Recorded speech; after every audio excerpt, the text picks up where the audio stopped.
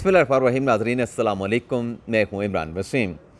नाज़रीन, ख़बर यह है कि बानी तहरीक इंसाफ इमरान ख़ान को इजाज़त का मामला लटक गया। अब ये क्या इशू है कि इस मामले की इजाज़त चाहिए थी, लेकिन इजाज़त मिलने की बजाय मामला प्रलोंग हो गया है। एक तो इस खबर की डिटेल आपके साथ हम शेयर करेंगे, दूसरा प्रोग्राम में आपको ये बताएंगे कि पाकिस्तान तहरीक इंसाफ में क्या चल रहा है, क्या खिचड़ी पकड़ी है, किस बात पे जो इख्तलाफात हैं वो शिद्दत अख्तियार कर गए हैं और कहाँ तक जा पहुँचे हैं। इस खबर की डिटेल भी आपके साथ हम शेयर करने जा रहे हैं। और एक अहम मामले का ड्रॉप सीन हुआ है, यानी ऐसा अहम मामला जिसमें बात गिरफ़्तारियों तक जा पहुँची थी, फिर अचानक से सब कुछ रफ़ा दफ़ा हो गया, गिरफ़्तारियों वाला मामला भी टल गया। तो इस पर भी बड़ी अहम डिटेल्स हैं जो आपके साथ हम शेयर करने जा रहे हैं। कुछ दीगर ख़बरें भी हैं, उनकी तफसीलात भी आप नाज़रीन के साथ हम शेयर करेंगे। लेकिन प्रोग्राम का आगाज़ करने से पहले आप दोस्तों, भाइयों, बहनों, दोस्तों से दरख्वास्त करेंगे जिनकी तरफ से अभी तक हमारे चैनल को सब्सक्राइब नहीं किया गया, चैनल को सब्सक्राइब कर लें और बेल आइकन का बटन प्रेस करें ताकि आपको हमारी हर वीडियो का नोटिफिकेशन बर वक्त मिलता रहे। और अगर आपको हमारा ब्लॉग पसंद आता है तो इसको लाइक भी करें और अपने जानने वाले दोस्तों यारों के साथ इसको शेयर भी करें। तो पहली खबर से नाज़रीन गुफ्तगू का आगाज़ करते हैं। जो जजेस को ख़तूत लिखे जा रहे हैं और ख़तूत में वो मुतासर कर देने वाला बल्कि जान लेवा जो केमिकल है वो उसमें रिसीव हुआ जज साहबान के चैम्बर्स में, उसमें नाज़रीन 3 अहम टीमें CTD की तश्कील दे दी गई हैं।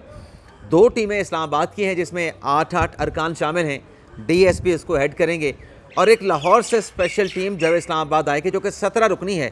तीनों टीमें जो हैं इस मामले को इन्वेस्टिगेट करेंगे, इस मामले को देखेंगी। और इसमें यह भी कहा जा रहा है कि नादरा के साथ भी इन टच रहेंगी ये टीमें, और सुप्रीम कोर्ट, हाई कोर्ट और लाहौर हाई कोर्ट को जो भी पेशरफ्त होगी उस हवाले से भी जो है वो रोज़ाना की बुनियाद के ऊपर जो है वो तमाम अदालतों को आगाह किया जाएगा क्या पेशरफ्त हुई है। वैसे नाज़रीन, इसमें बज़ाहिर तो यही लग रहा है कि मामला बंद गली में चला गया है, जहाँ जहाँ पे वो कैमरे लगे हुए थे, जहाँ जहाँ से वो पोस्ट बॉक्स में वो खतूत डाले गए थे, वहाँ पे कैमरे तो ख़राब मिले हैं अक्सरियत।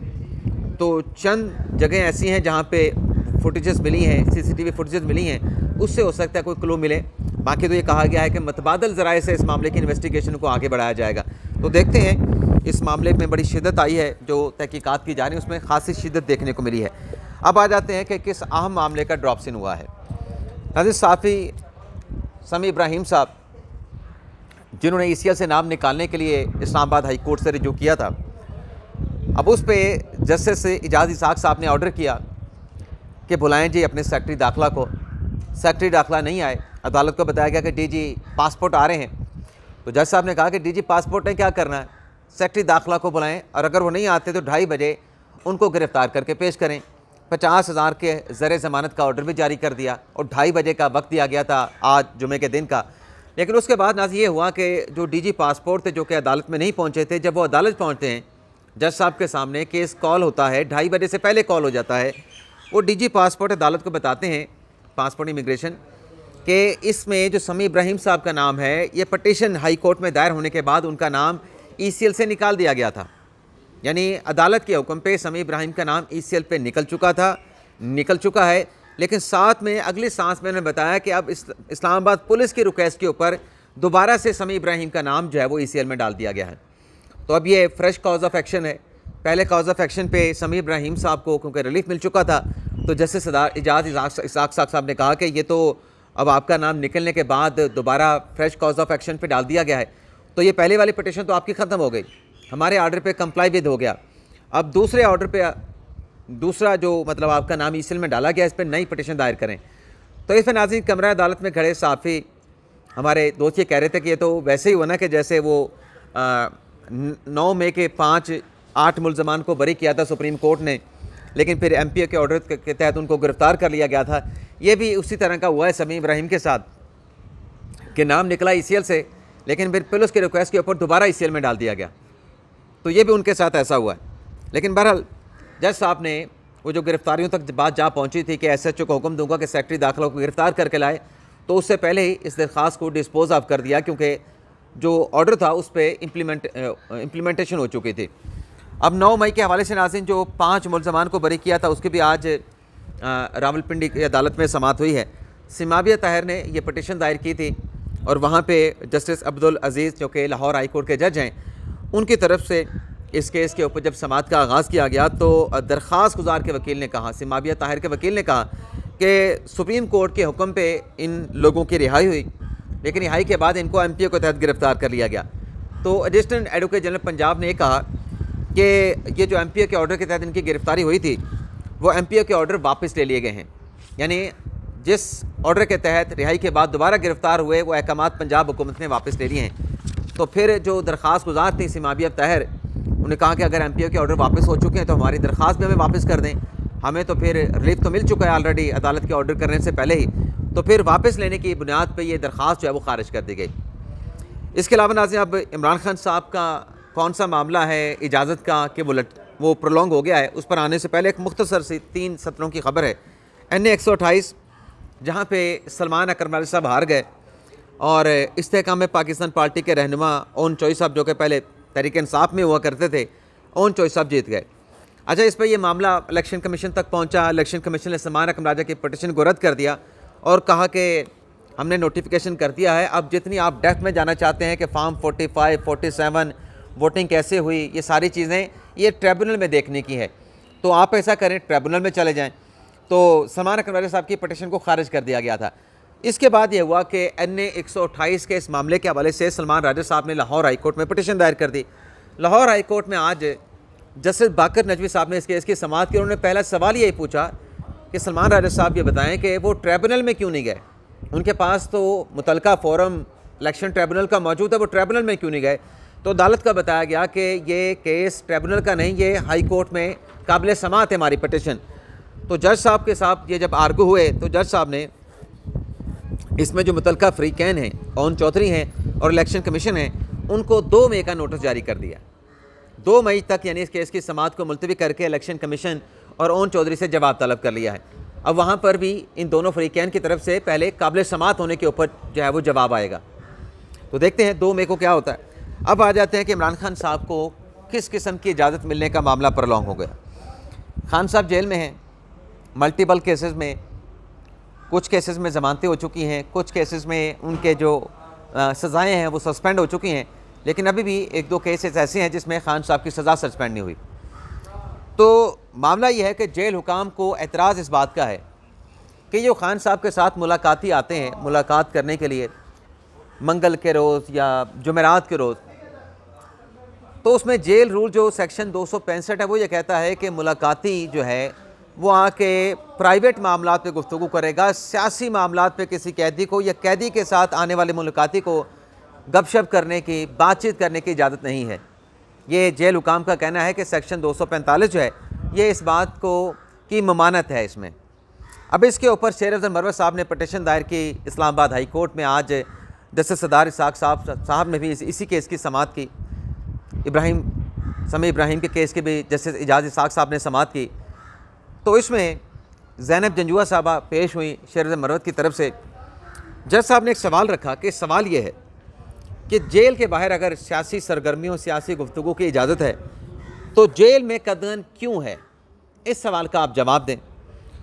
जज साहब ने साथ में ये भी कहा मरवत साहब की पटिशन के हवाले से खातून वकील ज़ैनब जंजुआ से कि आपकी पटिशन में अमूमी बातें लिखी गई हैं, आपकी पटिशन में कानूनी बातें या जो अदालती फ़ैसलों का हवाला जात होते हैं वो आपने नहीं दिए, तो आप अपनी पटिशन के साथ अदालती फ़ैसलों के हवाला जात भी दें और फिर ये भी बताएं कि कैदी के हकूक़ जो है वो क्यों सलब हो सकते हैं, ये कैसे सलब हो सकते हैं अगर वो कैद में चला गया है। तो ज़ैनब जंजुआ ने कहा कि सियासी हकूक़ तो हर शख्स को हासिल हैं, चाहे वो जेल में है, जेल से बाहर है। अगर एक कैदी जेल में बैठ के पोस्टल बैलेट के ज़रिए वोट दे सकता है तो वो सियासी गुफ्तगू क्यों नहीं कर सकता। तो जज साहब ने कहा कि ये अमूमी बातें हैं, आप इसके ऊपर अदालती फ़ैसलों का हवाला दें आइंदा समाअत तक, और फिर हम एडवोकेट जनरल इस्लामाबाद को भी नोटिस कर देते हैं, वो भी इस कानूनी सवाल पे कि कैदी पे सियासी गुफ्तगू पे कदगन लग सकती है नहीं लग सकती, तो आप भी प्रेसिडेंट दे दें, अदालती फ़ैसलों का हवाला दे दें, एडवोकेट जनरल इस्लामाबाद को भी नोटिस कर देते हैं। तो इसमें 26 अप्रैल तक का नोटिस किया है, केस की समाअत को मुलतवी किया है, एडवोकेट जनरल इस्लामाबाद को नोटिस किया कि आप भी मामलत करें, और ज़ैनब जंजुआ से भी तफसीली जवाब जो है वो तलब कर लिया इसी मामले के ऊपर जो सवाल आज अदालत की तरफ से उठाया गया। इसके अलावा नाज़रीन इसी जज साहब के सामने, इन्हीं जज साहब के सामने जस्टिस सरदार इजाज़ इसहाक़ खान, ये नाज़रीन हमारे जो सरदार तारिक मसूद साहब हैं उनके ग़ालिबन भतीजे हैं। ये प्रोमिनेंट लॉयर थे, अल्लाह ताला उनको जन्नत नसीब करे। जैसे सरदार इसहाक़ खान फ़ौजदारी के बहुत बड़े वकील माने जाते थे, उनके ग़ालिबन ये बेटे हैं। मैं अंदाज़े से कह रहा हूँ और अंदाज़ा मेरा उम्मीद है कि ठीक होगा। तो एक और केस इनके सामने ज़ेर समात आया, मोहसिन नकवी साहब के हवाले से, वज़ीर दाखिला भी हैं, चेयरमैन पीसी भी हैं। और ये नाज़िम मुकदमा था जो चेयरमैन अपने रीजनल किसी सदर को ओहदे से हटाने के हवाले से। इसमें जज साहब ने 50,000 का जुर्माना कर दिया है। एडिशनल एडवोकेट जनरल पंजाब से कहा है कि ये आप जुर्माना आइंदा समाज से पहले अदा करेंगे, और एडिशनल एडवोकेट जनरल जो हैं वो टेलीफोनिकली पीसीबी को इस जुर्माने के हवाले से आगाह कर देंगे। अब आ जाते हैं नाज़रीन जो जजेस के खतूत का मामला है, पाकिस्तान तहरीक इंसाफ में क्या पकड़ा है, क्या चल रहा है, अख्तलाफात कहाँ तक पहुँचे। उस पर आने से पहले ये जो 6 जजेस का इस्लामाबाद के हाई कोर्ट के जजेस का जो ख़त है, उस पर आज 2 अहम डेवलपमेंट्स हुई हैं।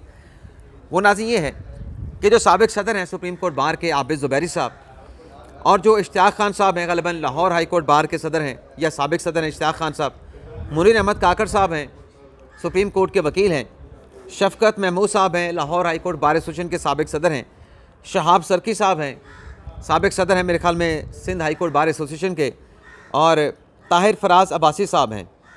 इनकी तरफ से एक मुश्तरका एप्लीकेशन इम्प्लीटमेंट की आज सुप्रीम कोर्ट में दायर की गई। इस दरख्वास्त में आबिद ज़ुबैरी साहब और बाकी वकला का या वकला रहनुमाओं का ये कहना है कि ये जो लेटर है 6 जज साहबान की तरफ से लिखा गया है, इसमें हमें इस केस में आप फरीक बनाएं, और साथ में इस्तदा ये की गई है कि ये जो कमीशन हुकूमत ने बनाया था ये अदलिया की आज़ादी के मुनाफी है। अदालत डायरेक्शन जारी करे कि ऐसा कोई भी कमीशन जो है वो आइन, कानून और अदलिया की आज़ादी के मुनाफी होगा। और फिर इसमें यह कहा गया है इस पटिशन में कि हमें फ़रीक बनाने के साथ साथ, अच्छा फ़रीक बनाने की बात भी की गई है और फुल कोर्ट बनाने की भी इस्तदा की गई कि इस केस में फुल कोर्ट बनाया जाए। हालांकि काजी फ़ैसल साहब ने पहली समाअत के अख्ताम पे कह दिया था कि आइंदा समाअत पे इंदिया दिया था कि फुल कोर्ट इस केस की समाअत करेगा, तो फिर फुल कोर्ट की दरख्वास्त दायर करने का या उसकी बात करने का कोई जवाज़ रहता नहीं है। लेकिन बार इस दरख्वास्त में भी फुल कोर्ट की बात की गई है। तो इसमें कहा गया है कि एग्जेक्टिव या एजेंसी की तरफ से जो अदालती मामलात में मुदाखलत की गई, उस मुदाखलत को रोकने के सख्त अहकाम सुप्रीम कोर्ट जारी करे। और ये कहा गया है कि जो भी ज़िम्मेदारान हैं जिनके बारे में 6 जज साहबान ने लिखा है, उनके खिलाफ सख्त नोटिस लेते हुए इदारा जाती सतह पर उन ज़िम्मेदारों का तयन भी किया जाए, और सुप्रीम जुडिशल काउंसिल मुस्तकबिल के हवाले से गाइडलाइन भी तय कर दे कि अगर दोबारा ऐसे हो तो उस पर जो जज साहबान हैं वो क्या एक्शन लें, उनका रिएक्शन क्या होना चाहिए। अब आ जाते हैं जो तहरीक इंसाफ के अंदर क्या पकड़ा है, क्या चल रहा है। मामला नाज़रीन ये है कि ये जो फोकल पर्सन की तब्दीली की खबरें चलती रहीं, जो कि मीडिया पे ठीक रिपोर्ट हुआ, सोशल मीडिया पे ठीक रिपोर्ट हुआ कि मरवत साहब को निकाल दिया गया है, फोकल पर्सन की फहरिस्त से बरतरफ कर दिया गया है, उमैर नियाज़ी साहब को बरतरफ कर दिया गया है। लेकिन बैरिस्टर गौर साहब ने कहा कि नहीं, किसी को नहीं निकाला गया। उन्होंने कहा कि नए लोगों को शामिल किया गया है। ऐसी बात बैरिस्टर गौर अली खान साहब ने भी की। अब बैरिस्टर गौर अली खान साहब जो हैं वो इसलिए उनकी बात ज़्यादा मोतबर है, उन्होंने ट्वीट किया था x.com पे, क्योंकि वो पाकिस्तान तहरीक इंसाफ के मौजूदा चेयरमैन हैं। वो चेयरमैन है पाकिस्तान तहरीक इंसाफ पे। वो भी ये कह रहे थे कि किसी को नहीं निकाला गया, बल्कि नए नामों का इजाफा किया गया, एडिशन हुआ फोकल पर्सन में। अब ये नाज़रीन आज नोटिफिकेशन जारी हुआ है, 4 अप्रैल का है, उमर अयूब साहब ने जारी किया है, उनके ये सिग्नेचर मौजूद हैं, सेक्रेटरी जनरल हैं पाकिस्तान तहरीक इंसाफ के। अब ये क्या लिख रहे हैं, as per the instruction receive from the founder chairman, यानी बानी चेयरमैन इमरान खान साहब से जो हदायत मसूल हुई हैं, the following focal person name superseded the previous name.